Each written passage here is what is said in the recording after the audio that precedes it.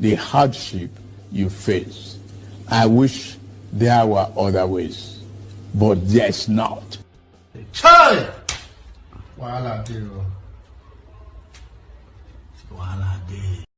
The cause of fuel has. So I wish there is other way, but there is none. Just the same tone he used when he said subsidy is gone, with no real preparation, no real arrangement or anything at all to cushion the effect of that announcement. He just announced it. The same way they announced the removal of education subsidy. Just removed it. Removed the electricity subsidy. Just removed it. While people kept complaining and rolling in the entire policies one after the other, they call it reforms. Hello there. Maiyegun, good evening and happy new year. Happy New Year to you too. How are you? It's me, Flora. Oh, Lady Flora. How are you, ma'am? I'm okay. You actually decided to call in tonight. That's beautiful. Yeah, because I just said that it's not. I've been wanting to talk to you. It's not busy, so I just said, Not that busy. let me quickly call. To thank you. It's good to hear from you, ma'am. I bet a lot of people in the temple right now possibly are like, oh yeah, that's her. I know, Maiyegun. I just want to thank you so. Like the last caller did. I can't thank you enough.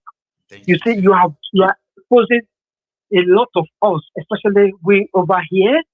But the problem is that the people back home, they don't know as much as we know about Nigeria. That is my concern. That's my problem. That's my. It hurts me because if they know as much as we here know, okay, how would they even know? No light. And we are talking about the vast majority, not those ones who are even like on social media who are dedicated their time on other quality. So we're talking about the vast majority. They don't know. They don't know. That is when I'm discussing with my sister says, what are you talking? How come you are there? You know more than. Yeah, I didn't know all those things happening. That's what I'm saying. They don't know. So the problem is going to continue. This is not. Look, I believe in prayer, but this is not prayer, Maiyegun. It hurts me so much. I lost one of my aunties in Port Harcourt, and one of us in Benin was telling me, "Oh, bring money. Let me give you money to travel. If anything happens to you, who will they hold?" I said, no, not me, please. Whatever you want to do there, it's because of you. I'm not going to pay for your transport to those who likely going to take you. That is how concerning for me, possibly like tens of thousands of people like yourself. You see, a lot of people don't understand why the diasporans are more interested in this. A lot of diasporans have investments in Nigeria. This whole business has reduced their visit to their own investment, their project, and the rest of that, right? Then we have lobbyists there. And there are many of them. If anything happen to some of them, it will affect us, no matter how much we one way or the other. Huh? Yes. And really, to be honest, it's because of you are listening. I've turned my back on it. Yes, because of you. At times I will be on the platform, but I won't say anything. I just say, let me just listen. I know Maiyegun is saying the right. Let me just listen and learn.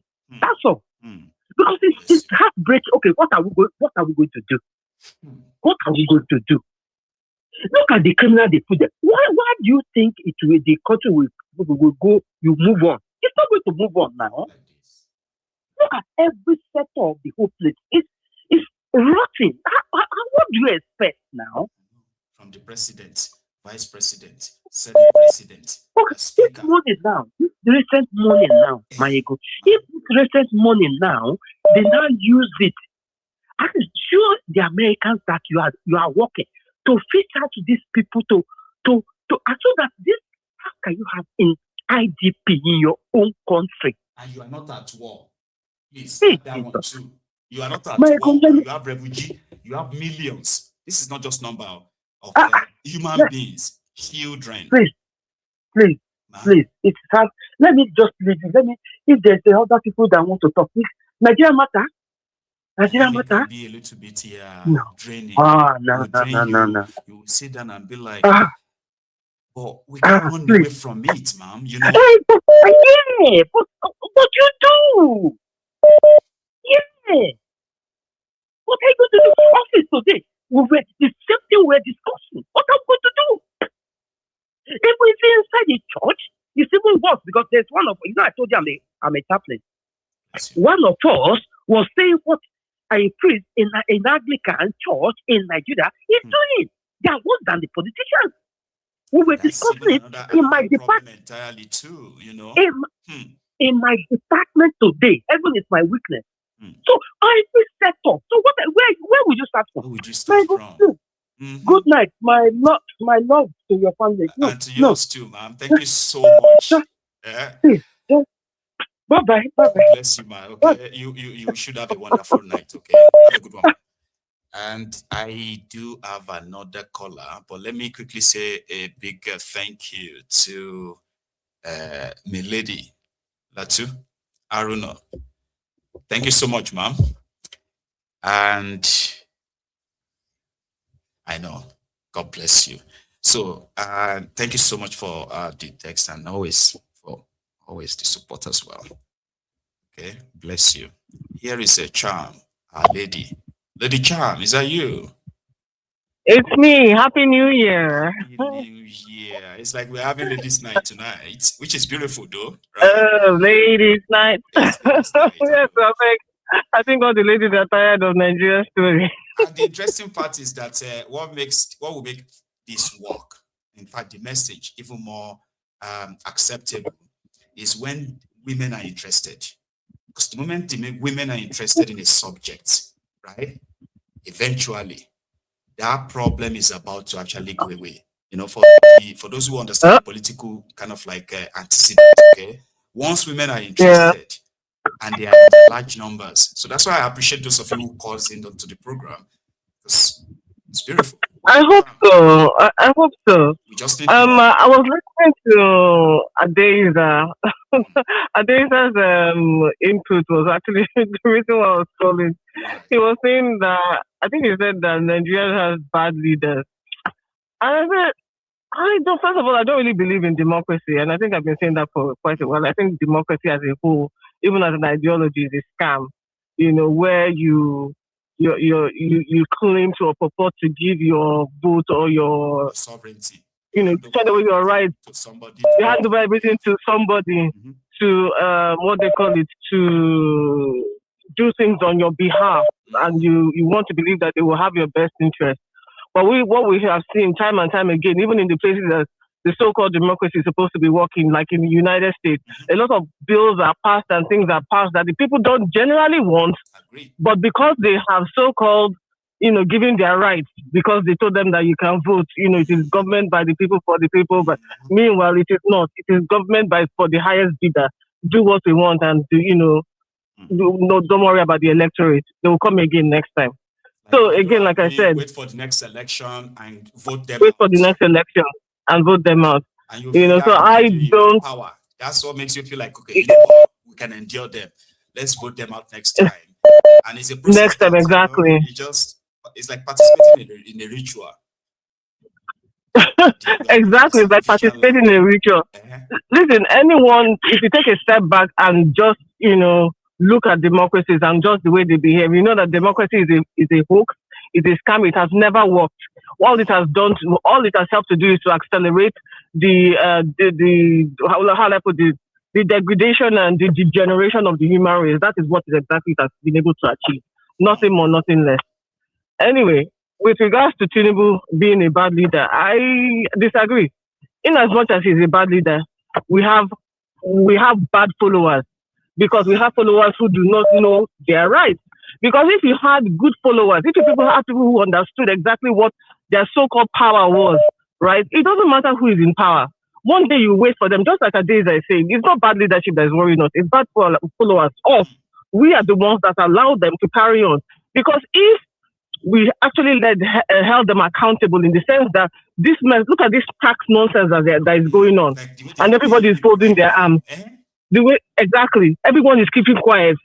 Are we asking like this is not going to affect you? It's going to affect everybody, even you and me. Yeah. When we give money to our parents who are still in Nigeria, or our loved ones who are still in Nigeria, they will be the ones to be any money that we give them is no longer going to be enough, because you have a stupid government that is going to be collecting 7.5% every time they go there. For goodness sake, and everybody is keeping quiet, just like that idiot that was interviewed. Yeah. Incoherent, saying nothing, and this is supposed to be intentionally incoherent.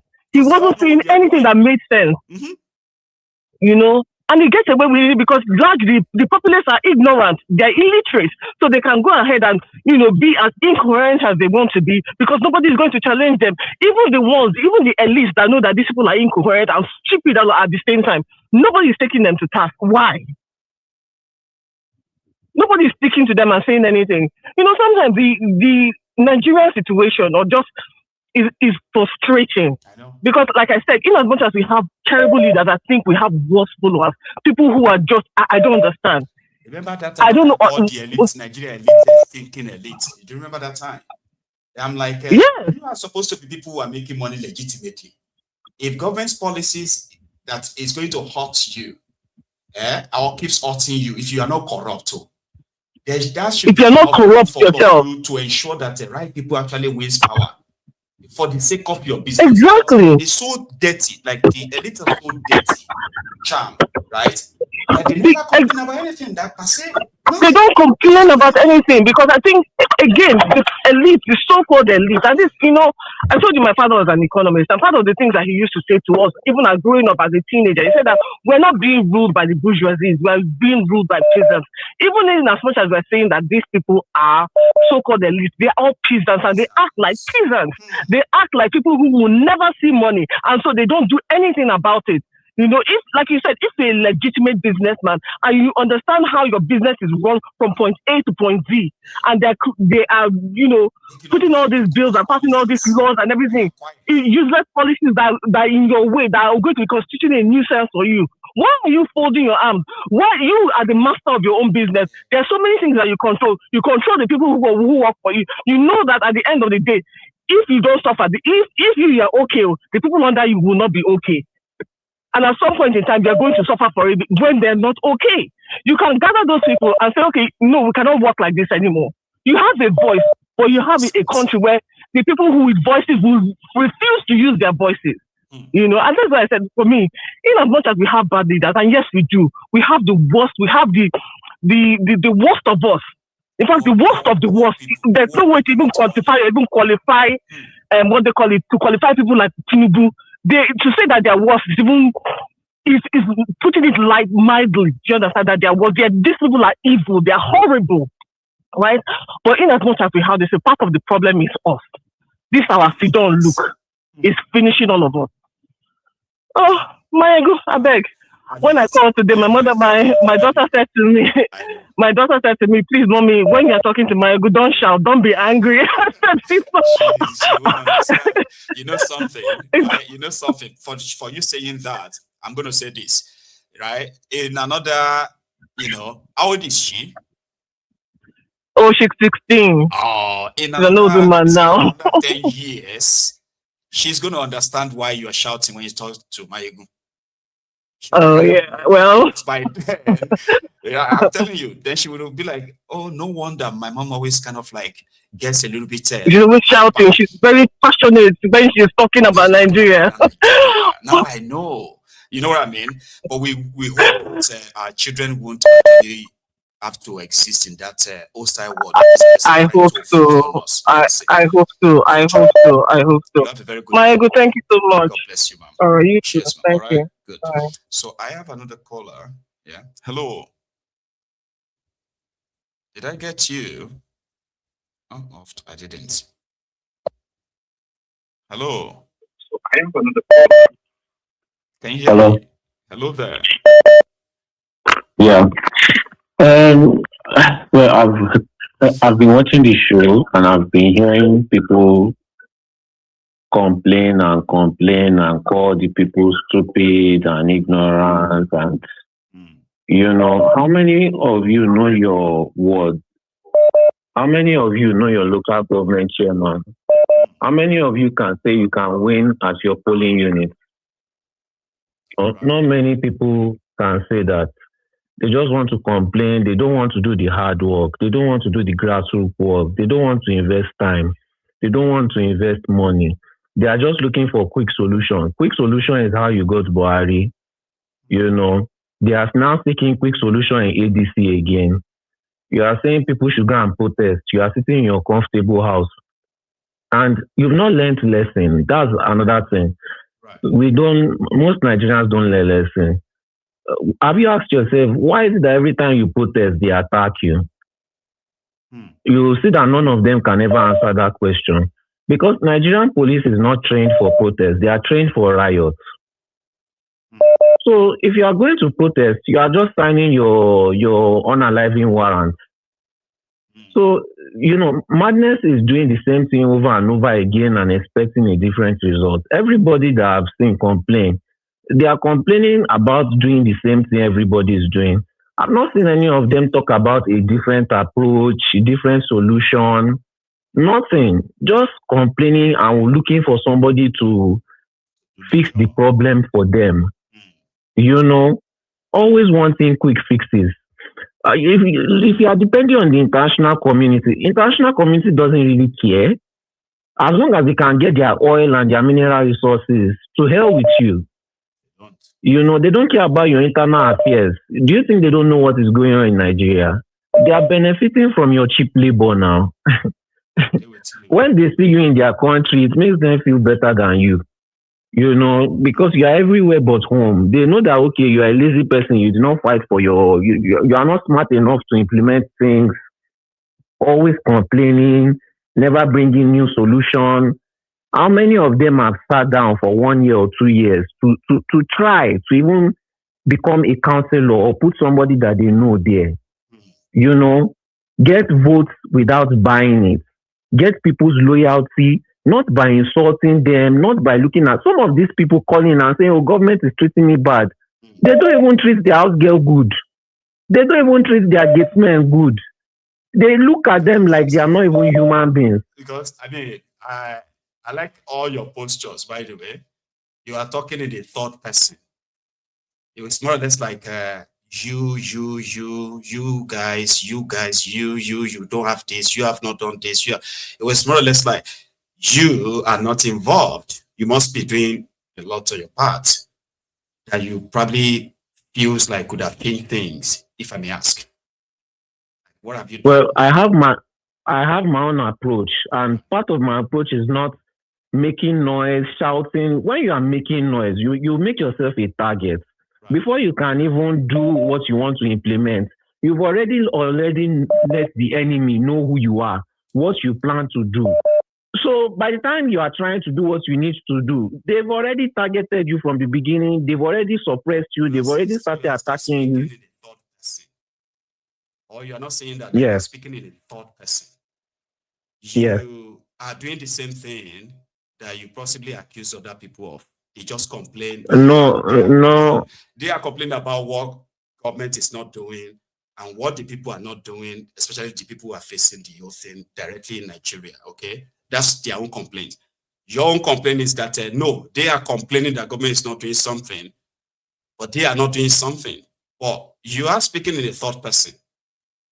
Okay, I cannot tell you. Like, don't worry, sorry, right? I wanted to hear things like, for example, I live in this also place because I know you're not calling from Nigeria too. So I live in this also place, but I can tell you I've done this, I've done that, and I've made this difference. For example, it doesn't have to be, it may even be APC. Maybe you did it for APC as your own contribution to make a difference. Others may need to kind of copy you. That's what I wanted to hear. But you seem to be speaking in the third person, like you guys are insulting, you shouldn't get that. I would like to hear what let me say what I am not doing. I am not going and trying to convince people to do the logical thing.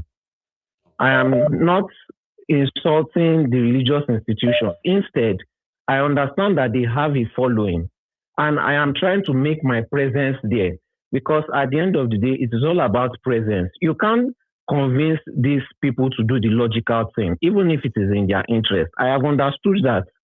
I am not trying to make noise and tell people to protest, because I know the truth.